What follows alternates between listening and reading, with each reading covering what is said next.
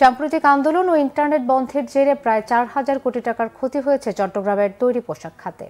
ক্ষতির মুখে বন্দরের আমদানি রপ্তানি বাণিজ্য, আস্থার সংকট বিদেশি বায়ারদের সাথে। ভবিষ্যতে বাণিজ্য নিয়ে শঙ্কার কথা জানিয়েছেন ব্যবসায়ীরা।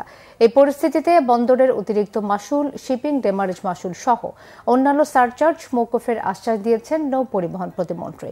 চট্টগ্রাম থেকে নাসির উদ্দিনের পাঠানো তথ্য ছবিতে ডেস্ক রিপোর্ট।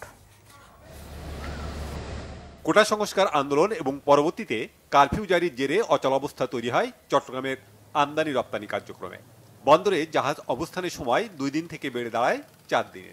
ডেলিভারি না হওয়ায় বন্দরে পণ্য বোঝাই কন্টেনারের স্তূপ জমে। সেই সাথে বেসরকারি কন্টেনার ডিপুতেও তৈরি হয় জট। ইন্টারনেট বন্ধে বিশ্ব থেকে বিচ্ছিন্ন হয়ে পড়ে বাণিজ্য জগৎ। জাহাজের কিন্তু পার ডে খরচ আছে, তার ক্রু আছে, ক্যাপ্টেন আছে, তার ফুয়েল কস্ট আছে, তার একটা চার্টার হায়ার আছে।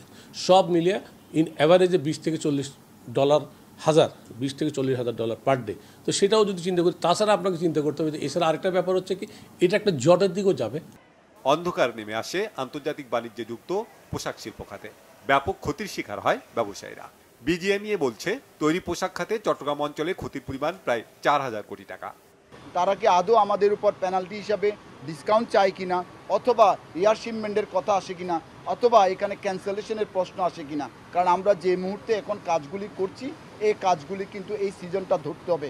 এই সিজনটা যদি ধরতে না পারি, তাহলে অটোমেটিকলি এগুলি ক্যান্সেলেশন দিকে যাবে। ব্যবসায়ীরা বলছেন, বাংলাদেশকে নিয়ে আস্থার সংকটে ভুগছে বিদেশি ক্রেতারা, যা অর্থনীতিতে নেতিবাচক প্রভাব তৈরি করতে পারে।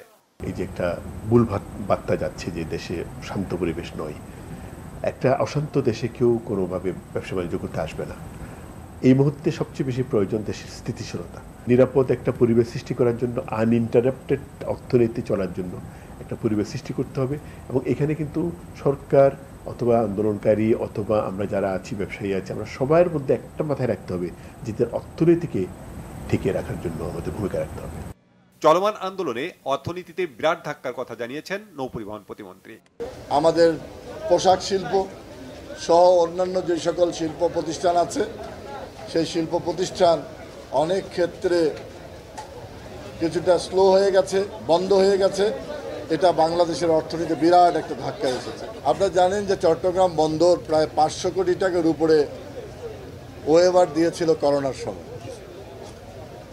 আমাদের কাছে ব্যবসায়ীরা সেইভাবে যদি উপস্থাপন করে চট্টগ্রাম বন্দর, সেটা নিশ্চিতভাবে বিবেচনা করবে। চট্টগ্রামে রয়েছে প্রায় 600 তৈরি পোশাক কারখানা। এগুলোতে কাজ করেন প্রায় 7 লাখ কর্মী। Banglavision news desk.